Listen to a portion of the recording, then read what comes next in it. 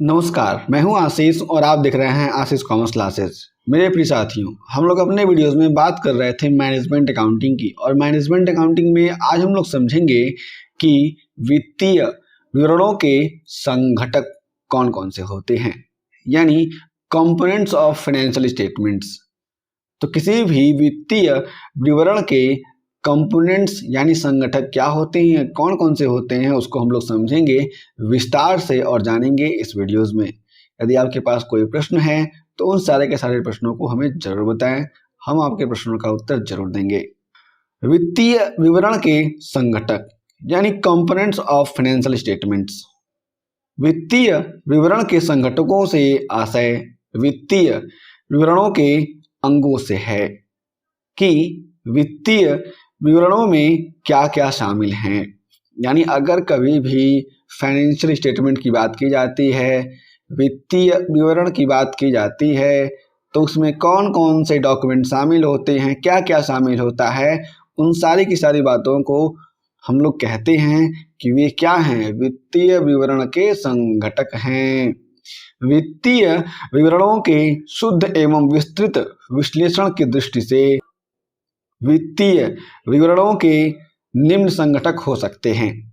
यानी कहने का मतलब है कि फाइनेंशियल स्टेटमेंट का जो भी एनालिसिस है, विश्लेषण है, सही तरीके से हो पाए, इसके लिए जो भी फाइनेंशियल स्टेटमेंट होते हैं उनको दो तरीके से समझा जाता है, यानी दो अंग माने जाते हैं किसी भी वित्तीय विवरण के।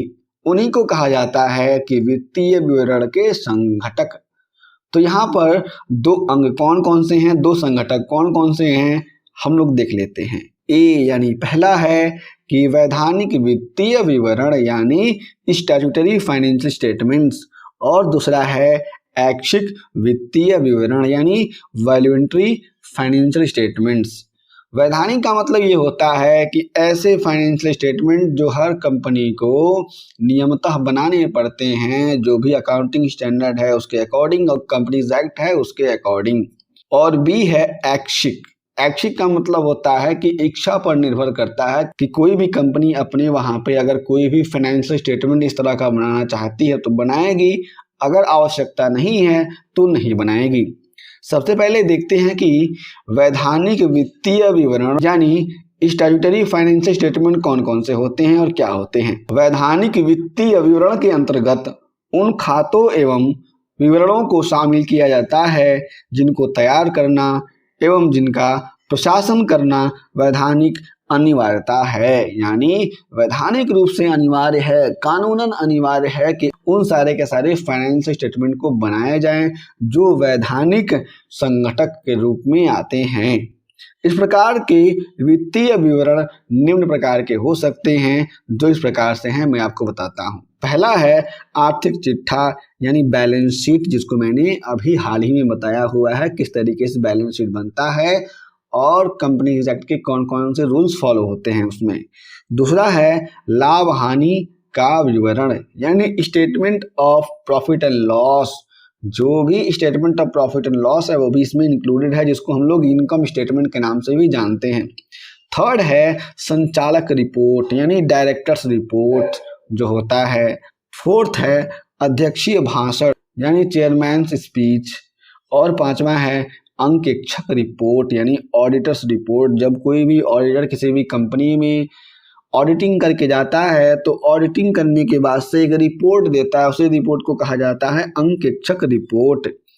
अब बात करते हैं बी की, ऐच्छिक वित्तीय विवरण की, जिसको हम लोग कहते हैं वॉलंटरी फाइनेंशियल स्टेटमेंट्स। ऐच्छिक वित्तीय विवरण से आशय ऐसे वित्तीय विवरणों से है जिन्हें तैयार करने वाले के द्वारा किसी भी वैधानिक नियमों का विशेष रूप से पालन नहीं किया जाता। कहने का मतलब है कोई विशेष नियम कानून फॉलो नहीं किए जाते हैं।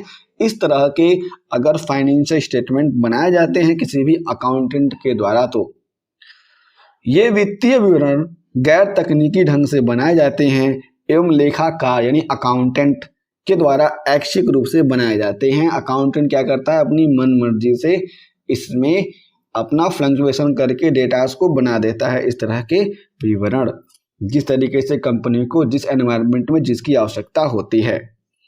जो इस प्रकार से हो सकते हैं। पहला है सारांशित खाते यानी समराइज्ड अकाउंट। दूसरा है सारांशित मुख्य अंश यानी समराइज्ड हाइलाइट्स। तीसरा है सूचनाओं का सहायक विवरण यानी सप्लीमेंट्री स्टेटमेंट ऑफ इंफॉर्मेशन, जिसमें कुछ बातें इस प्रकार से आती हैं। रोकड़ प्रवाह विवरण यानी कैश फ्लो स्टेटमेंट, फंड प्रवाह विवरण यानी फंड फ्लो स्टेटमेंट, और जोड़ा हुआ मूल्य विवरण वैल्यू एडेड स्टेटमेंट, 10 वर्षीय सारांश यानी 10 ईयर समरी, महत्वपूर्ण अनुपात यानी सिग्निफिकेंट रेशियोज, और अंतिम है लेखांकन नीतियां यानी अकाउंटिंग पॉलिसीज। तो इस तरह के विवरण बनाए जाते हैं कंपनी के द्वारा। किस रूप में? अनिवार्य रूप में नहीं होता है, केवल और केवल ये ऐच्छिक रूप में होते हैं, इसलिए इन्हें ऐच्छिक वित्तीय विवरण के अंतर्गत शामिल किया जाता है। आपके पास यदि कोई प्रश्न है तो उन सारे के सारे प्रश्नों को हमें जरूर बताएं, हम आपके सभी प्रश्नों का उत्तर जरूर देंगे, टाइम से देंगे। हम फिर से मिलेंगे एक नए वीडियो के साथ, तब तक के लिए जय हिंद।